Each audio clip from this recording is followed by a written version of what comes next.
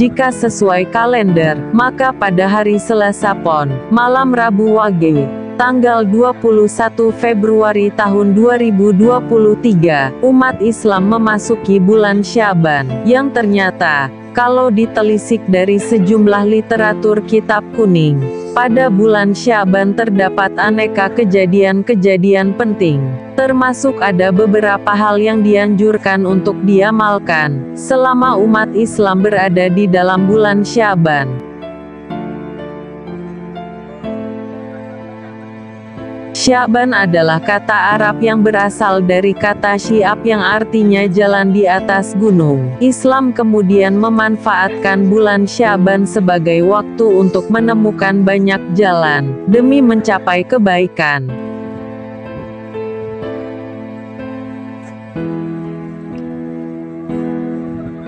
Namun karena letaknya yang diapit oleh dua bulan mulia, Rajab dan Ramadan, maka Syaban seringkali dilupakan.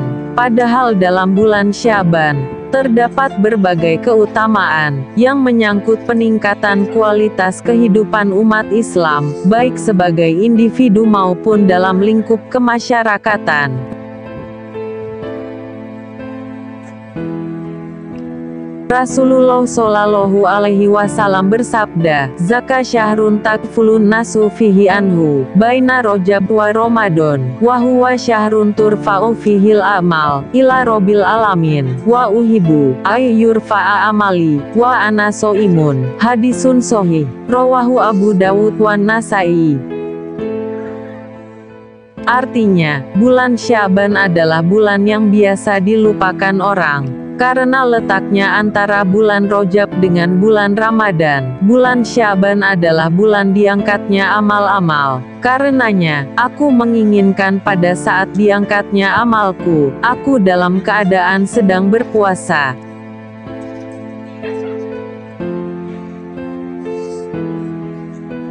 Sementara Syaban bagi mayoritas muslim di Nusantara, identik dengan malam tanggal 15-nya, atau nisfu Syakbannya. Tradisi yang diwariskan adalah berkumpul di masjid, membaca Yasin dan berdoa bersama, karena memang malam nisfu Syakban merupakan salah satu malam pengampunan dosa.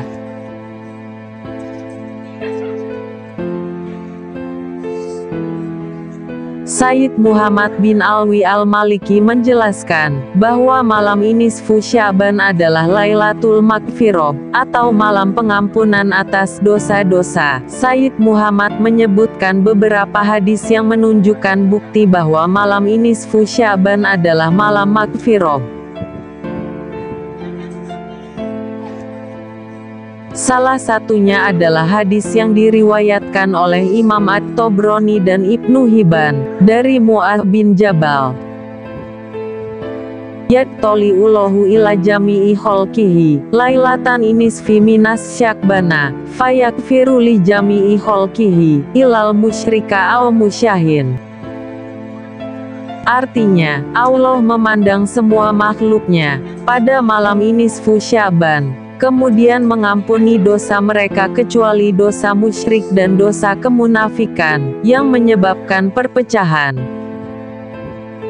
Hadis ini adalah salah satu hadits tentang pengampunan di malam nisfu Syaban. Walaupun hadis ini doif, namun masih tetap bisa diamalkan karena terkait dengan fadhoilul amal.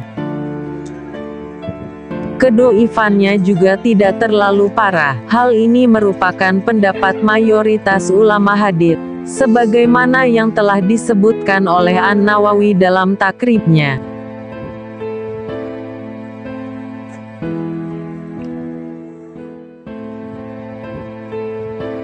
Walaupun malam nisfu Syaban adalah malam ampunan, namun tidak serta-merta semua dosa bisa diampuni pada malam itu. Tidak serta-merta juga orang-orang yang tidak melakukan apa-apa pada malam ini mendapat ampunan.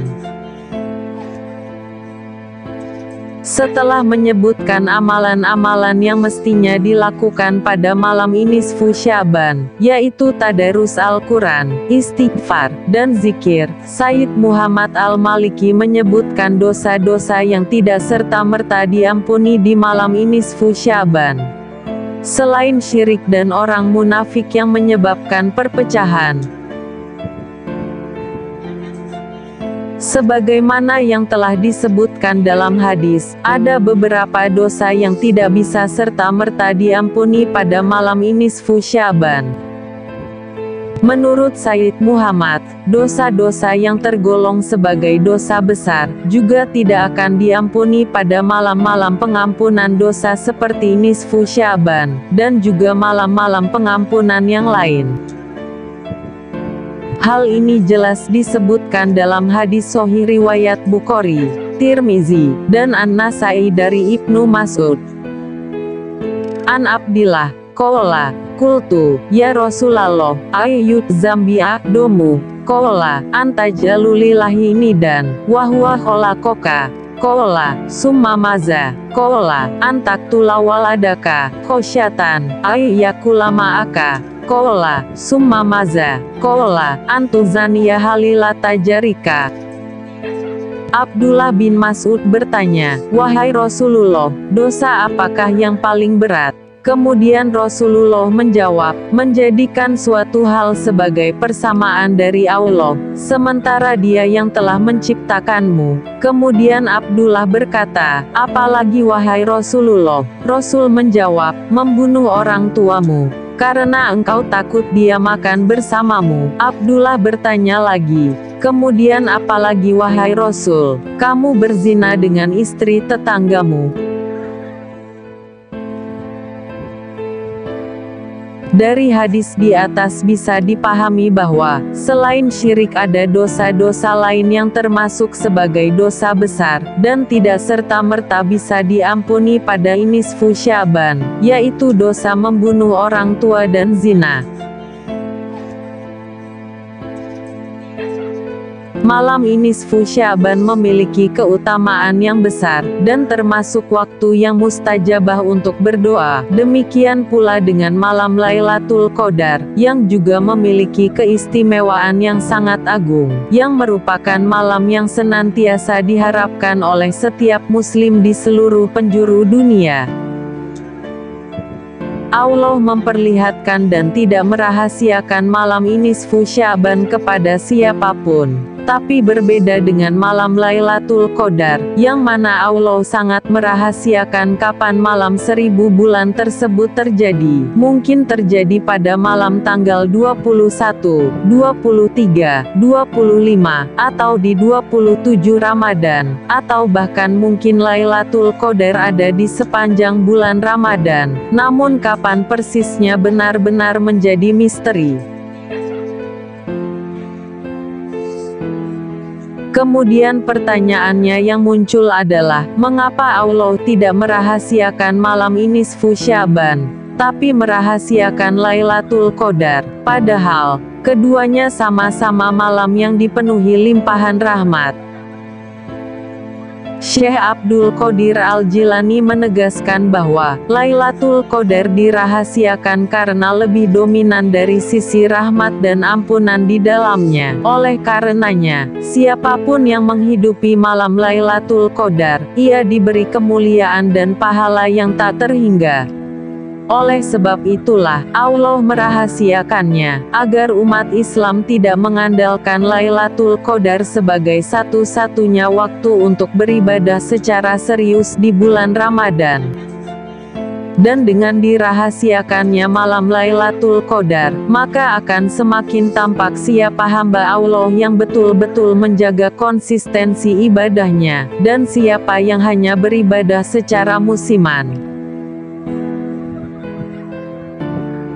Hal ini berbeda dengan malam nisfu Sya'ban, meski di dalamnya dipenuhi limpahan rahmat, namun pada malam tersebut, lebih dominan sisi penentuan nasib seorang manusia, karena di malam nisfu Sya'ban, amal perbuatan manusia selama 1 tahun dilaporkan di hadapan Allah. Sedangkan manusianya, diuji selama 1 tahun, apakah ia semakin dekat dengan Allah, atau justru semakin diperbudak oleh nafsunya. Pada malam nisfu Sya'ban, Allah memberi keputusan siapa yang layak mendapat ridhonya dan siapa yang tertimpa azabnya. Pada malam ini nisfu Sya'ban tampak siapa yang akan beruntung, dan siapa yang akan celaka. Oleh karena hal tersebut, malam ini nisfu Sya'ban tidak dirahasiakan oleh Allah. Syekh Abdul Qadir Al-Jilani mengatakan, Wakilah, innal hikmata fi annaullaha ta'ala, adharo laylatal baro'ah, wa ahfa laylatal qadari, li anna laylatal qadari laylatur rahmati wal gufron, wal itki minan niron, ahfahalohu, li alayyatakalu alaiha. Dikatakan, hikmah Allah memperlihatkan malam pembebasan, atau nisfu Sya'ban, dan menyamarkan malam Lailatul Qadar adalah, bahwa Lailatul Qadar merupakan malam kasih sayang, pengampunan, dan pemerdekaan dari neraka. Allah menyamarkan Lailatul Qadar agar para manusia tidak mengandalkannya. Wa adharo laylatal baro'ah, li annaha laylatul hukmi, wal kodo, wa laylatus suhti warido, laylatul qobuli waroddi, wal wusuli wasiddi, laylatus sa'ada wasako, wal karomah wan nako, fawahidun fiha, yas'adu, wal ahoru fiha yab'adu, wa wahidun yujza wa yuza, wa wahidun yukromu, wa wahidun yuromu, wa wahidun yujaru, wa wahidun yujaru. Dan Allah memperlihatkan malam pembebasan nisfu Sya'ban, karena malam nisfu Sya'ban adalah malam penghakiman dan pemutusan, malam kemurkaan dan keridoan, malam penerimaan dan penolakan, malam penyampaian dan penolakan, malam kebahagiaan dan kecelakaan, malam kemuliaan dan pembersihan. Sebagian orang beruntung, sebagian yang lain dijauhkan dari rahmatnya, ada yang dibalas pahala, ada pula yang dihinakan, ada yang dimuliakan, ada pula yang dicegah dari rahmatnya, salah seorang didiamkan, salah seorang diberi pahala. Dikutip dari qaul Syekh Abdul Qadir Al-Jilani, dalam kitab Gunyah At-Thalibin, halaman 283. Sedangkan salah satu amaliyah masyarakat di tanah air, yang dirutinkan turun-temurun adalah, peringatan malam nisfu Sya'ban, dengan membaca Al-Quran, istighosah, ataupun doa bersama disertai tasyakuran bersama tetangga. Selain karena mengharap berkah dan pahala yang berlimpah dari kemuliaan nisfu Sya'ban, hal lain yang membuat masyarakat memperingati nisfu Sya'ban adalah adanya keyakinan berdasarkan pendapat ulama, bahwa pada malam nisfu Sya'ban, segala takdir dan ketetapan perihal rezeki, usia, prestasi, maupun jodoh, ditulis dalam buku catatan takdir oleh Allah, untuk tahun tersebut.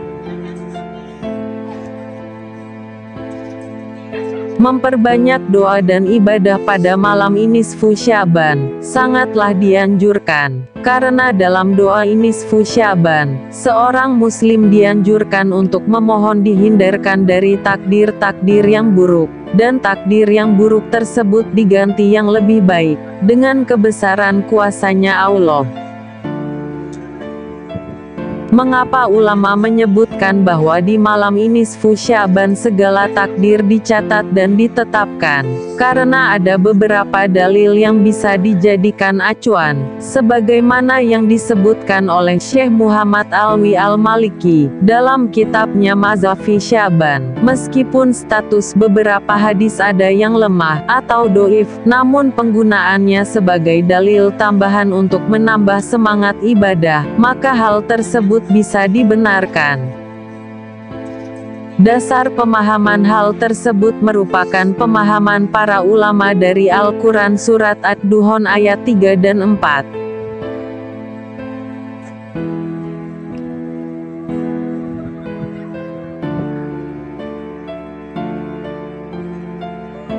Sesungguhnya kami menurunkannya pada suatu malam yang diberkahi, dan sesungguhnya kami adalah para pemberi peringatan. Di dalamnya dijelaskan segala urusan yang penuh hikmah. Dalam beberapa tafsir, Ikrimah maupun beberapa mufasir lain seperti Al-Qurtubi, menyebutkan bahwa yang dimaksud dengan malam yang diberkahi dalam ayat tersebut, adalah malam nisfu Sya'ban. Selain itu, ada beberapa hadis lain yang juga menyebutkan pentingnya malam nisfu Sya'ban.